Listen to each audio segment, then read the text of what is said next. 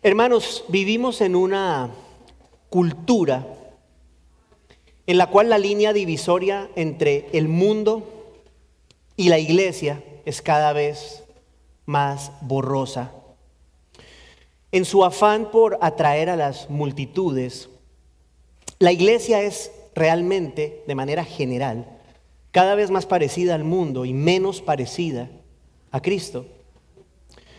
En nombre de la inclusión y de la tolerancia, muchas iglesias aceptan, y puse iglesias entre comillas, de hecho, aceptan el pecado bajo la premisa de que Cristo ama y acepta a todos tal y como son.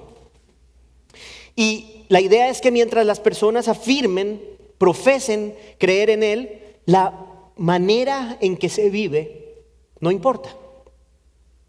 A la gente se le vende la idea, esto es muy común, que repetir una oración o levantar su mano o pasar al frente si el pastor hace un llamado es suficiente para que un individuo, entre comillas nuevamente, se vuelva cristiano.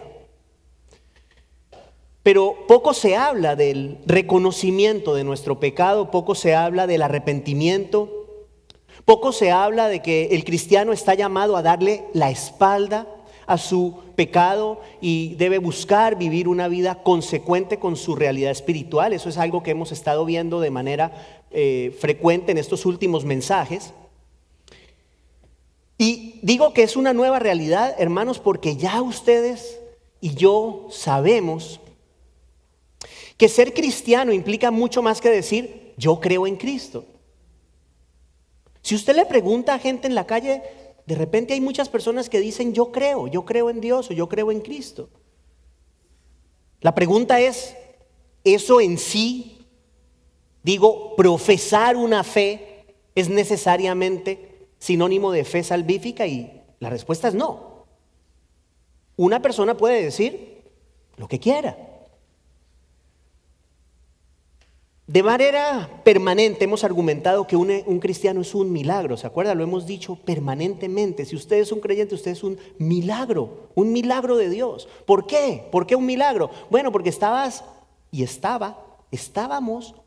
muertos, espiritualmente muertos, en nuestros delitos y pecados, y el Señor nos ha dado vida. Hemos dicho permanentemente, somos una nueva criatura en Cristo, nuevas criaturas en Cristo. Somos individuos que hemos sido trasladados de un reino, el reino de las tinieblas, que existe, que es real, al reino del Hijo amado. Y sabemos esta verdad gloriosa, el Espíritu Santo de Dios viene a vivir dentro de nosotros.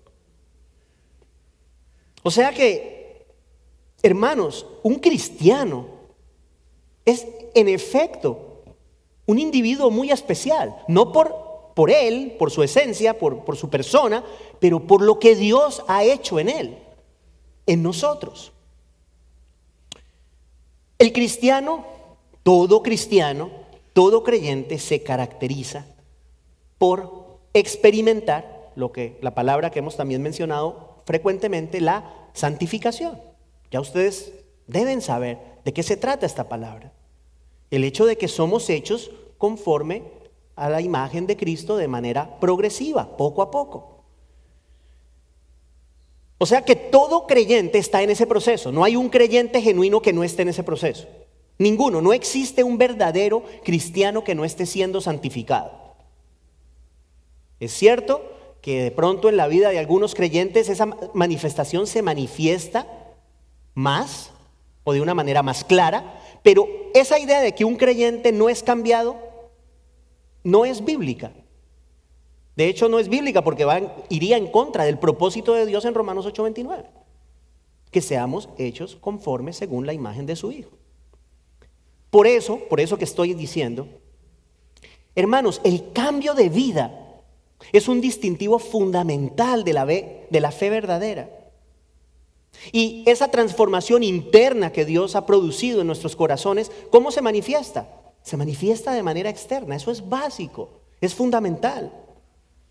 Nosotros hemos dicho muchas veces, y lo repito en esta mañana, nosotros aquí no experimentamos la perfección. Eso está claro. No hay ninguno de nosotros que sea perfecto. Todos fallamos de diferentes formas. Eso es una realidad. Ahora bien, también hemos dicho que la vida del creyente, si bien no es perfecta, si bien no tiene perfección, sí debe tener, la palabra es dirección. Dirección hacia la santidad. Estamos encaminados a ser más y más como Cristo. No somos perfectos todavía, no lo somos, pero estamos encaminados a hacerlo. Esa es la idea. O sea que si usted es un creyente en el Señor Jesucristo, su vida, no le quepa duda, su vida está siendo conformada cada vez más según la imagen del Señor Jesucristo, o dicho de manera simple, usted y yo nos parecemos cada vez más al Señor. Esa es la idea de la santificación. Cada vez somos más como Cristo, un poquito más cada vez. Ahora, dijimos también la semana anterior que en ese proceso de santificación, bueno, no solamente es el Espíritu de Dios, que obviamente es fundamental, Él es quien produce y nos ayuda a muchas cosas, a vivir la vida cristiana, nos ilumina para entender las Escrituras. El Espíritu Santo cumple un rol fundamental en nuestra santificación, pero también dijimos que nosotros tenemos que cumplir un papel. ¿Y cuál es ese papel? La obediencia. ¿Sí? El Espíritu de Dios nos capacita para vivir la vida, pero nosotros estamos llamados a obedecer lo que el Señor ha establecido en su palabra. Y quiero que entienda esto: la santificación no es un elemento opcional en la salvación. O sea, nadie puede decir, no, yo sí he sido regenerado, en otras palabras, he recibido la vida de Dios, pero bueno, no soy santificado. No. Piénselo esto como que es una cadena y la cadena está unida y no puede usted tener un eslabón sin el otro. O sea que todo individuo está siendo santificado, todo creyente genuino está siendo santificado. Entonces, en el pasaje de la mañana de hoy, el apóstol Pablo continúa exhortando a los creyentes de Éfeso y también a nosotros a vivir, esto es clave, esta ha sido la clave de todos estos mensajes, a vivir de una manera que sea consecuente con nuestra realidad espiritual en Cristo.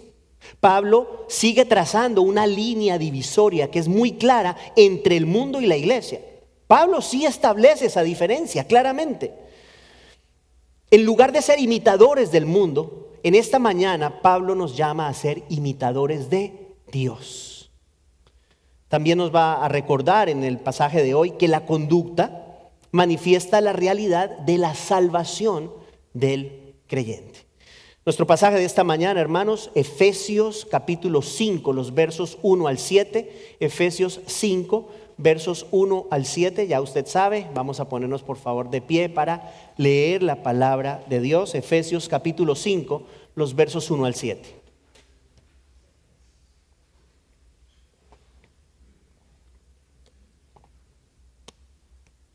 Dice el Señor: sean pues imitadores de Dios como hijos amados, y anden en amor, así como también Cristo les amó y se dio a sí mismo por nosotros, ofrenda y sacrificio a Dios como fragante aroma. Pero que la inmoralidad y toda impureza o avaricia ni siquiera se mencionen entre ustedes, como corresponde a los santos. Tampoco haya obscenidades, ni necedades, ni groserías, que no son apropiadas, sino más bien acciones de gracias. Porque con certeza ustedes saben esto. Escuche, que ningún inmoral, impuro o avaro, que es idólatra, tiene herencia en el reino de Cristo y de Dios. Que nadie los engañe con palabras vanas, pues por causa de estas cosas la ira de Dios viene sobre los hijos de desobediencia. Por tanto, no sean partícipes con ellos. Es palabra de Dios. Hermanos, por favor, tomen asiento.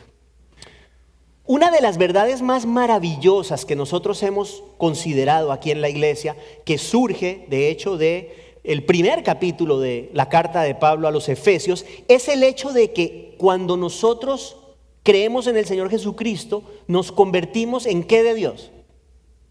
En hijos de Dios. en hijos de Dios. Esto es algo absolutamente maravilloso. Nos convertimos en hijos de Dios.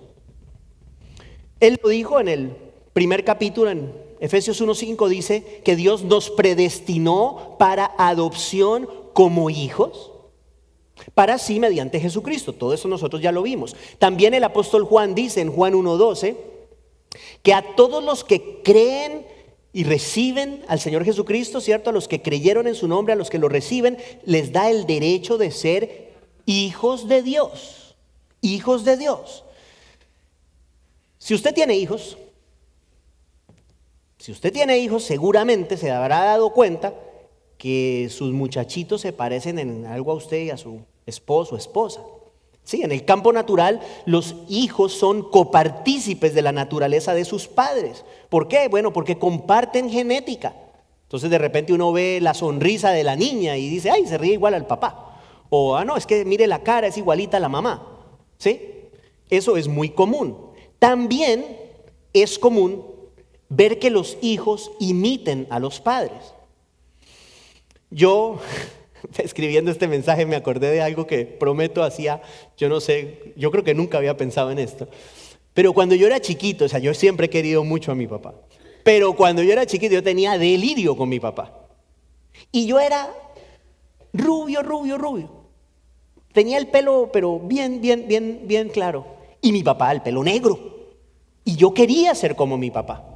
Entonces yo me metía al baño, cogía el cepillo del pelo de mi papá y me peinaba con la esperanza de que mi pelo se volviera negro como el pelo de mi papá.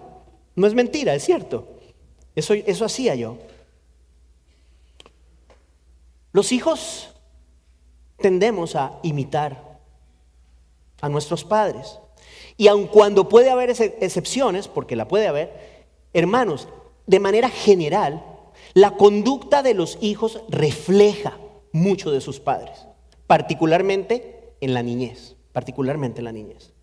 Entonces, les digo esto porque de manera similar, Pablo nos dice en Efesios 5:1, el primer verso de nuestro texto, que nosotros los creyentes debemos ser imitadores de Dios como hijos amados.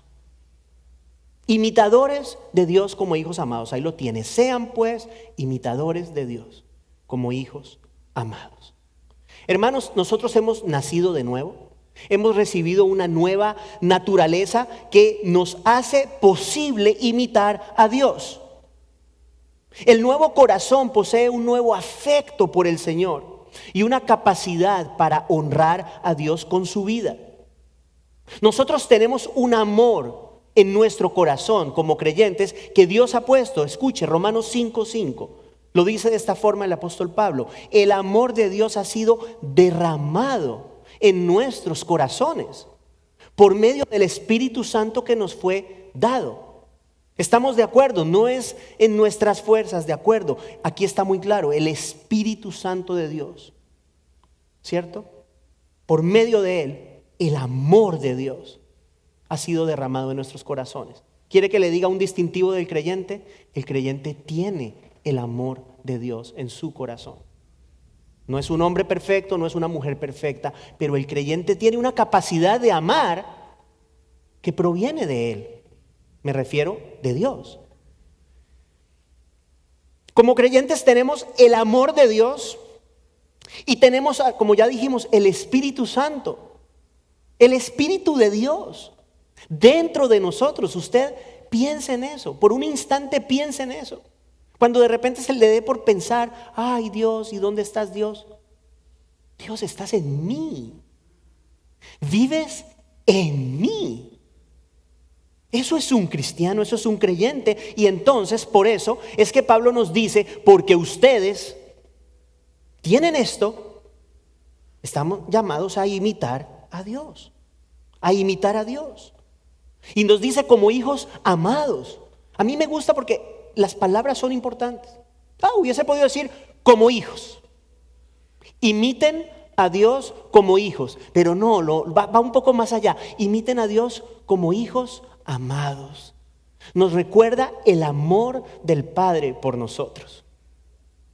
El amor del Padre es único, hermanos. Juan 3:16. Entregarlo todo, entregar a su Hijo por nosotros. Esa es la manifestación suprema del amor del Padre. Aquí Pablo nos recuerda, imiten a Dios como hijos amados. No solamente son hijos, pero son hijos amados. Hay hijos que no son amados. Hay gente que no ama a sus hijos. Yo no lo entiendo, me parece inconcebible, pero en la vida hay gente que no ama a sus hijos. Aquí Pablo nos dice, imiten a Dios, imiten a su Padre como hijos amados. Ustedes son amados. Y el Padre nos ha demostrado que en efecto somos amados. Hermanos, como hijos amados de Dios estamos llamados a reflejar su santo carácter. Yo quiero que pensemos por un instante en esto. O sea, no estamos hablando de moralismos, no estamos hablando de decir, tengo que hacer esto, tengo que hacer esto, tengo que hacer esto. No, estamos hablando de decir, Señor, tú lo diste todo por mí. Y adicional a eso, soy tu hijo. Era tu enemigo y ahora soy tu hijo. Yo quiero amarte. Ayúdame a honrarte. Ahí está la motivación del corazón. No es cumplir una regla y cumplir una regla. Leí la Biblia, check, check, check. No, no es eso. Es yo quiero honrarte, Señor, por todo lo que tú has hecho por mí. Ahora, cuando vamos al verso 2 de nuestro pasaje, Pablo nos presenta el ejemplo de amor de Cristo. ¿Con qué objetivo? Para que también lo imitemos. Mire lo que dice en el verso 2. El apóstol nos dice, anden en amor. Acuérdense, esa palabra anden tiene la idea de vivir. Vivan en amor, caminen en amor. Anden en amor así como también Cristo les amó y se dio a sí mismo por nosotros, ofrenda y sacrificio a Dios como fragante aroma. En otras palabras, reflejen el amor de Cristo en sus vidas. Imiten, nos dice Pablo, imitemos el amor sacrificial de Cristo. ¿Por qué? ¿Cómo lo mostró? Se dio a sí mismo. Se dio a sí mismo. Él es nuestro ejemplo. Jesús es nuestro ejemplo, hermanos. Nosotros estamos llamados también a darnos a nosotros mismos, al Señor, a los hermanos, a las personas, a su iglesia, a la iglesia del Señor. Básicamente, ¿qué nos ha dicho Pablo hasta el momento? Imiten a Dios e imiten a Cristo. Vivan como hijos de Dios y amen como Cristo ama. ¿Sí? ¿Y cómo amó Cristo? Usted lo sabe, se humilló a sí mismo, se entregó, dio su vida por nosotros, entregándose hasta la muerte. Entonces, esa es la razón de ser, la base del pedido de Pablo en esta mañana. Pablo nos dice, imiten a Dios, imiten el amor de Cristo. Ustedes son hijos amados por Dios, tan amados que Dios dio su único hijo por ustedes, por nosotros. Por todo eso es que Pablo nos dice, imiten a Dios. ¿Se da cuenta? Esa es la razón. Nos da primero las razones por las cuales nos llama a imitar a Dios. Todo lo que Dios ha hecho por nosotros. El amor del Padre, el amor del Hijo. Que nuestra motivación para imitar a Dios sea el amor del Señor. No el que dirán, no cumplir con un requisito, no dar una buena imagen a los demás. No tiene nada que ver con eso. Es la gloria de nuestro Dios, la que buscamos con nuestra vida. Eso es lo que queremos hacer. Entonces, en razón a eso, en el verso 3, mire lo que dice. Muy importante, hermano. Ponga atención, sé que está frito, rico, lluviosito. Pero lo que viene es importante. Muy importante. Mire lo que Pablo dice en el verso 3. Basado en todas estas cosas, ¿sí? Pero que la inmoralidad y toda impureza o avaricia ni siquiera se mencionen entre ustedes como corresponde a los santos. Aquí hay tres cosas que Pablo menciona. Tres. Inmoralidad, impureza y avaricia. Un poquito de griego para entender el contexto. La palabra que el apóstol utiliza para inmoralidad en el idioma original es esta palabra que ya hemos mencionado aquí, la palabra porneia. ¿A qué le suena? Porneia, pornografía. ¿Por qué le digo esto? Porque la palabra porneia se usa para referirse a tipos ilícitos de conducta sexual. ¿Ok? A eso se está refiriendo Pablo aquí. Luego utiliza la palabra impureza, que es la traducción de la palabra griega acatarsia. Escuche, esto es importante. Cuando Pablo utiliza acatarsia junto con porneia, que hay varias instancias en la Biblia donde aparece así, siempre acatarsia, cuando está usada junto con porneia, en Pablo, en los escritos de Pablo, siempre tiene la connotación de impureza sexual. ¿Por qué digo esto? Porque la palabra en general puede tener otras connotaciones, otros tipos de impureza. Pero en este contexto, lo más seguro es que Pablo está dirigiéndose a los creyentes con respecto a la impureza sexual. Y teniendo en cuenta eso, si habla de inmoralidad e impureza sexual, lo más seguro es que la palabra avaricia, que también es mucho más extensa, se refiere en este contexto a avaricia sexual. ¿Cuál es la avaricia sexual? La que lleva a una persona, a un individuo, a utilizar sexualmente a otras personas con el objetivo de satisfacer sus deseos. Eso es avaricia. Eso es una forma de avaricia.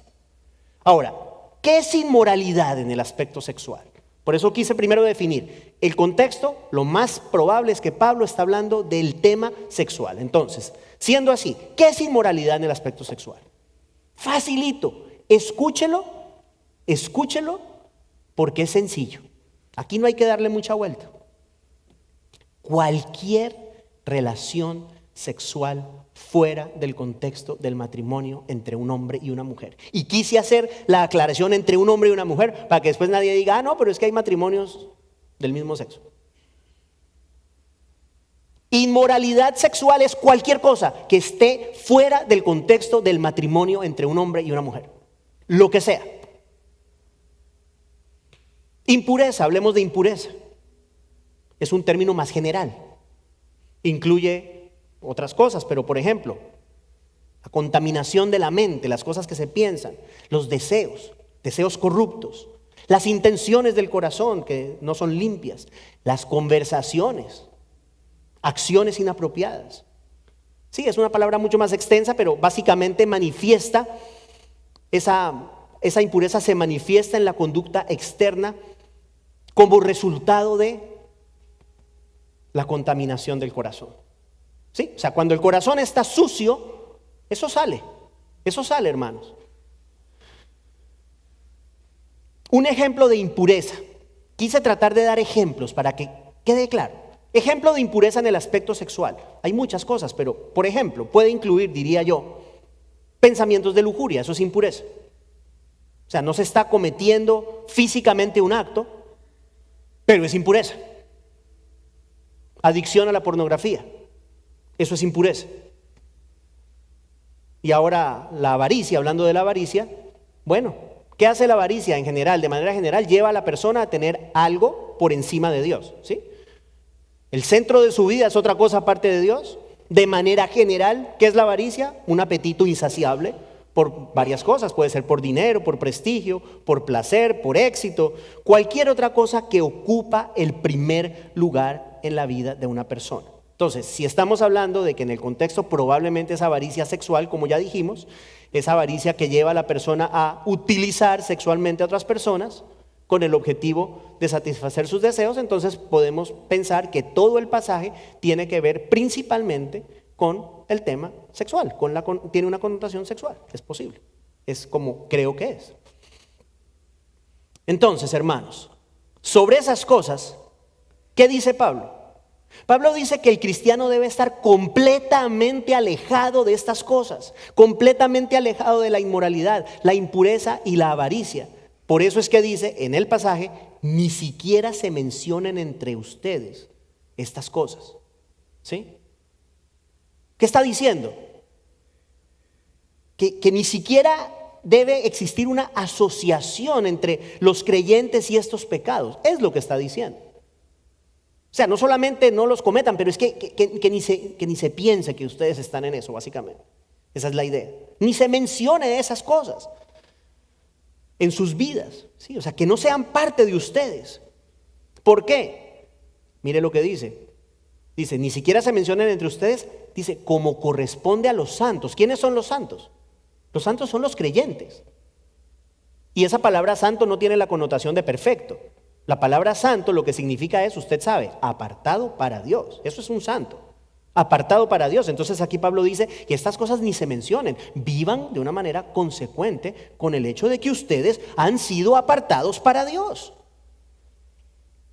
Hermanos, la inmoralidad, la impureza y la avaricia no pueden, lo repito, no pueden caracterizar la vida de los hijos de Dios. Estos son distintivos de las personas que no conocen de Dios. Son los distintivos de las personas que son esclavas del pecado.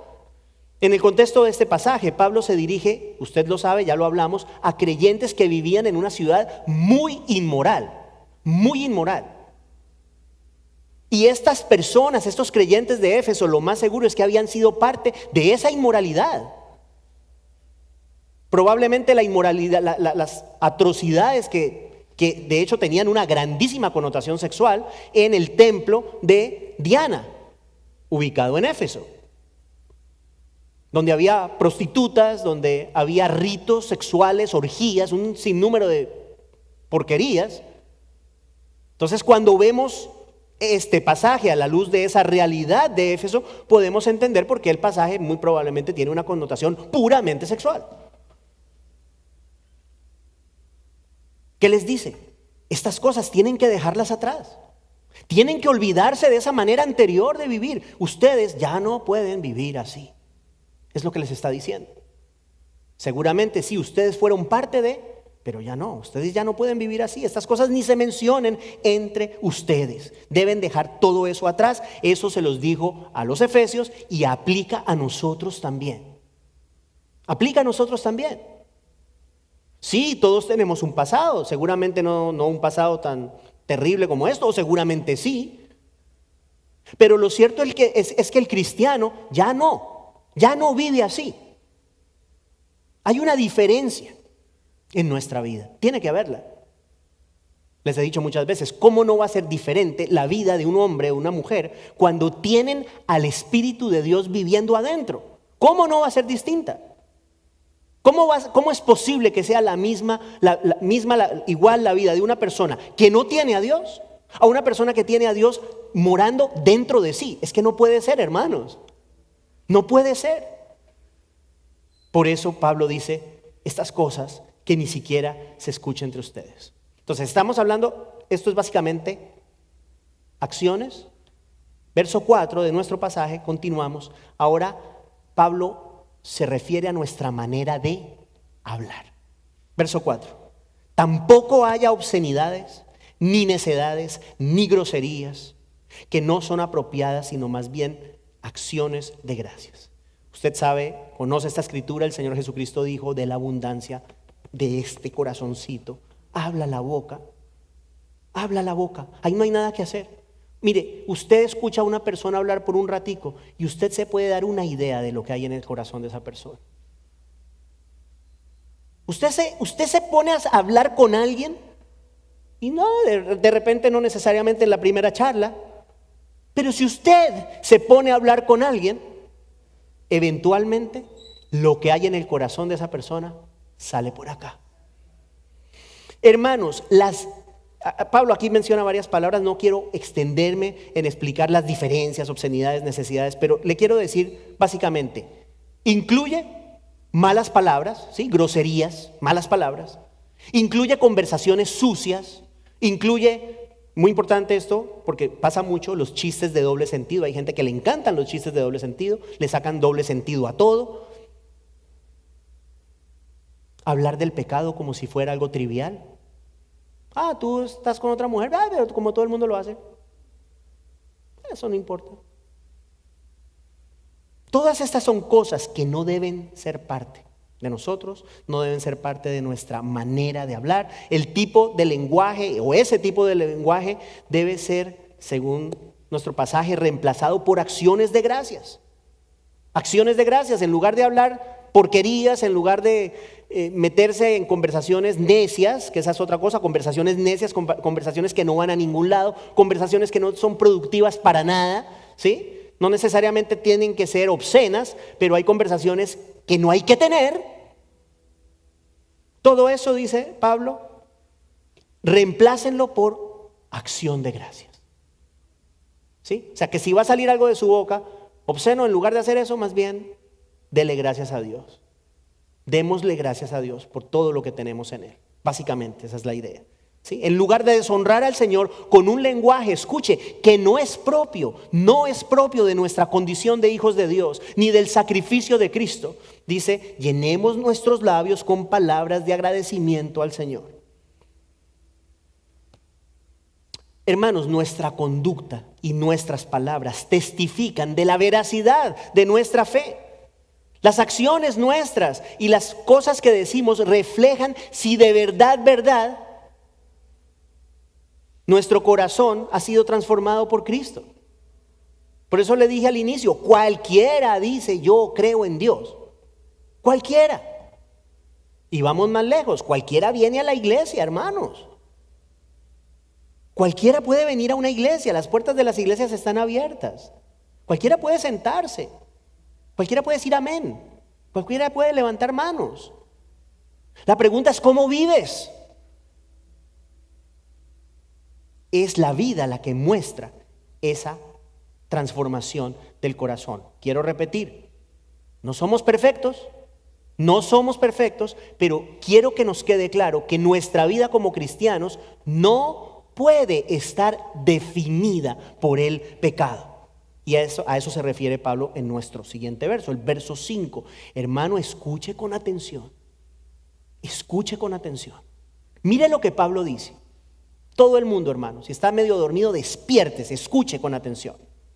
Dice Pablo, porque con certeza ustedes saben, le dice a los efesios, con certeza ustedes saben esto, que ningún inmoral, impuro o avaro, que es idólatra, tiene herencia en el reino de Cristo y de Dios.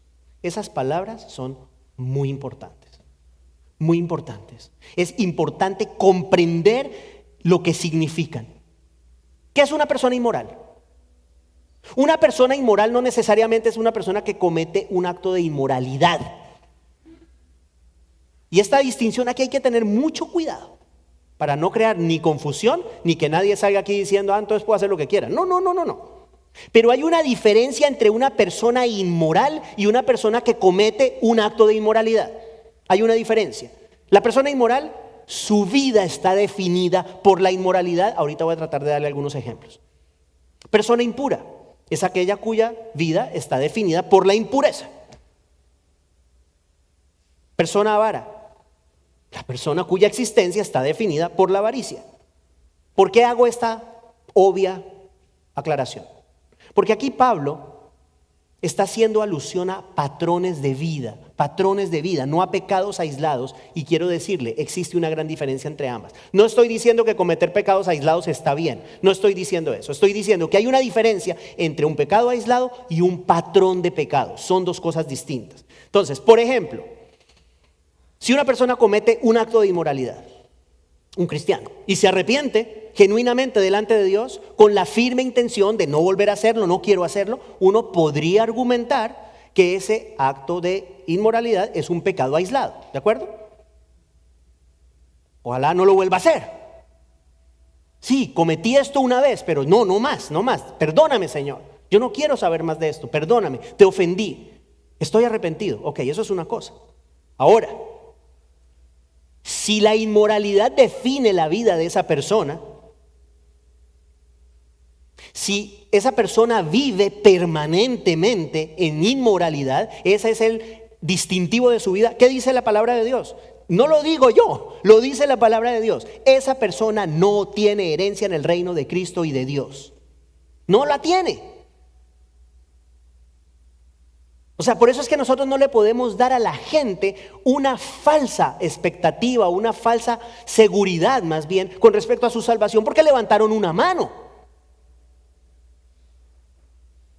Porque aquí usted puede levantar las manos que quiera, Pero si usted está viviendo en inmoralidad, el Señor le dice, no tiene herencia. No tiene herencia en el reino de Cristo y de Dios. Le quiero dar algunos ejemplos. Le repito, yo quiero que esto sea práctico para que entendamos, que podamos entender. Ejemplos de patrón de inmoralidad en el aspecto sexual, que es el contexto del pasaje. Por ejemplo, la pareja que cohabita sin casarse. Esa pareja está viviendo en inmoralidad. ¿Por qué? Porque es un patrón de vida. Si están 1 año, 2 años, 3, 4 años juntos sin casarse, están fornicando permanentemente. Es un patrón de vida. El esposo o la esposa que tiene una relacioncita alterna con otra persona. ¿Cuántas historias de personas hay que viven dobles vidas? Tienen 2 familias y nadie sabe. Bueno, la persona que hace eso vive en inmoralidad. Esa persona, su vida está definida por la inmoralidad. Este próximo ejemplo, los novios. Los novios que mantienen relaciones sexuales se quieren mucho, todo lo que usted quiera, se quieren, llevan 2 años, 3 años, 4 años y tienen sus relaciones sexuales.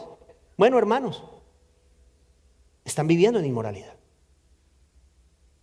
Es un patrón ininterrumpido de pecado.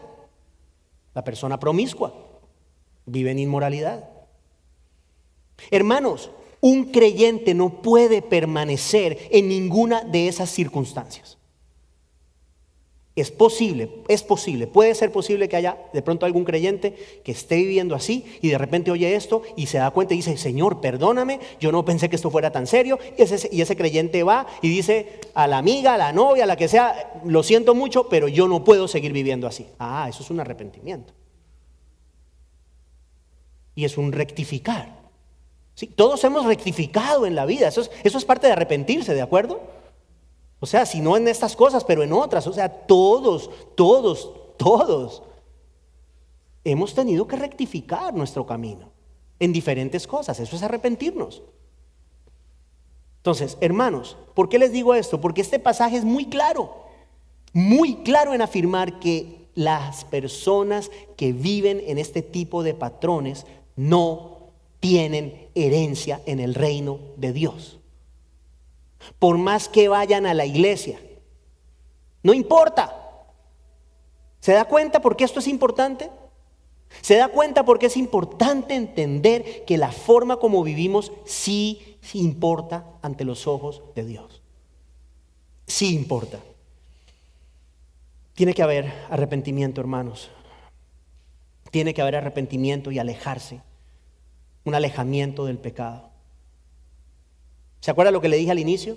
Las, entre comillas, iglesias que aceptan el pecado bajo esa premisa de que Cristo les ama. Eso es muy común.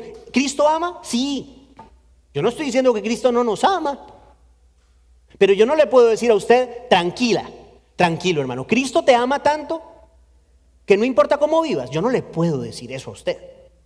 Porque eso es un engaño. Como lo vamos a ver ahorita. Mire lo que dice Pablo en el verso 6. Hermano, esto es, mejor dicho, el jab de derecha del apóstol Pablo aquí. Tremendo, escuche. Que nadie los engañe con palabras vanas. Pues por causa de estas cosas, la ira de Dios viene sobre los hijos de desobediencia. ¿Por causa de qué cosas? De lo que acabamos de hablar.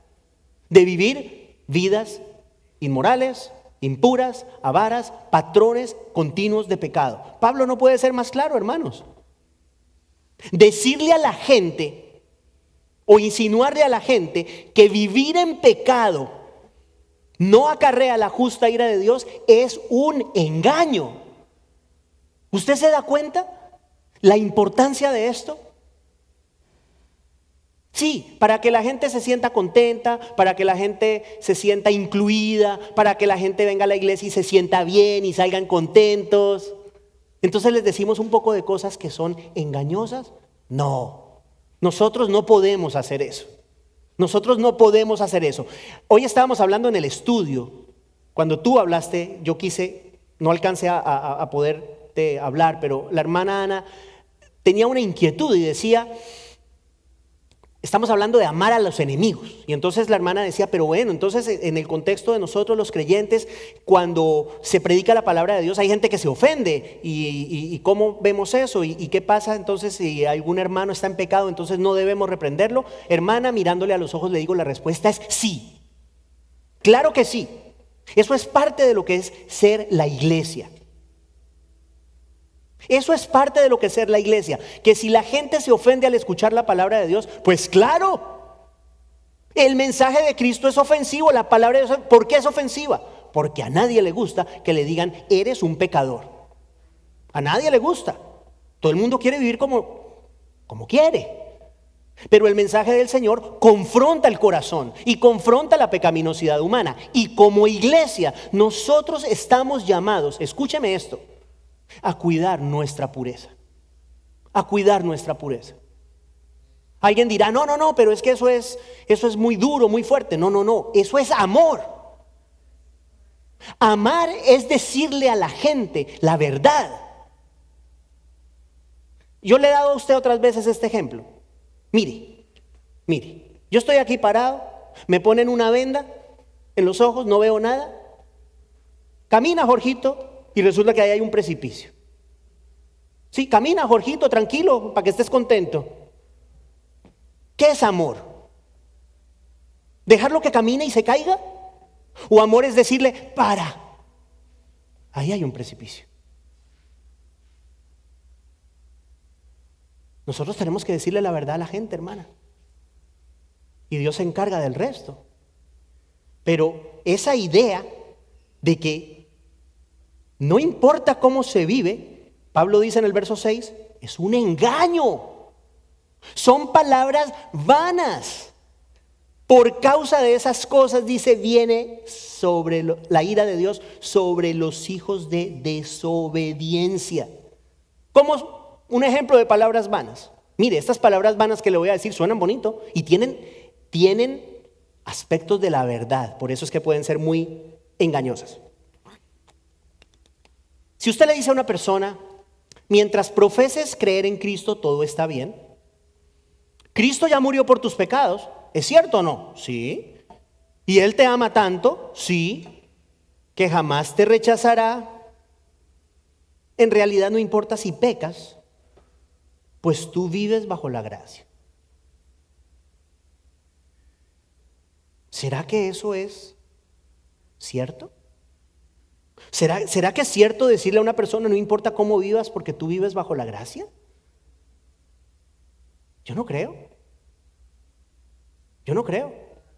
De hecho, la gracia ha de motivarnos, como dijimos hace un ratito, a vivir vidas santas.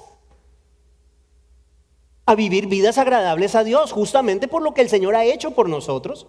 O sea, la actitud equivocada es decir, no, ya el Señor me perdonó, tengo licencia, luz verde para hacer lo que me dé la gana. No, al contrario, ya Dios me perdonó. Señor, ayúdame a vivir una vida digna de ti. Ahí está la diferencia. Hermanos, cuando Dios cambia la vida, cuando Dios cambia el corazón, sí, de acuerdo, estoy de acuerdo, no nos libramos del pecado de manera plena en esta existencia, estoy de acuerdo, así es. Pero cuando Dios cambia el corazón, el pecado se hace más odioso. Yo espero que usted odie su pecado. Yo espero que usted deteste su pecado. Yo espero que cuando usted peca, usted se sienta bien mal. Porque eso es sinónimo de vida. De vida. Eso es el Espíritu Santo trayendo convicción de pecado al corazón. En cambio, lo contrario es muy peligroso. Vivo como quiera, estoy bien y en los domingos voy a la iglesia. Amén, amén, gloria a Dios. Mucha gente vive así.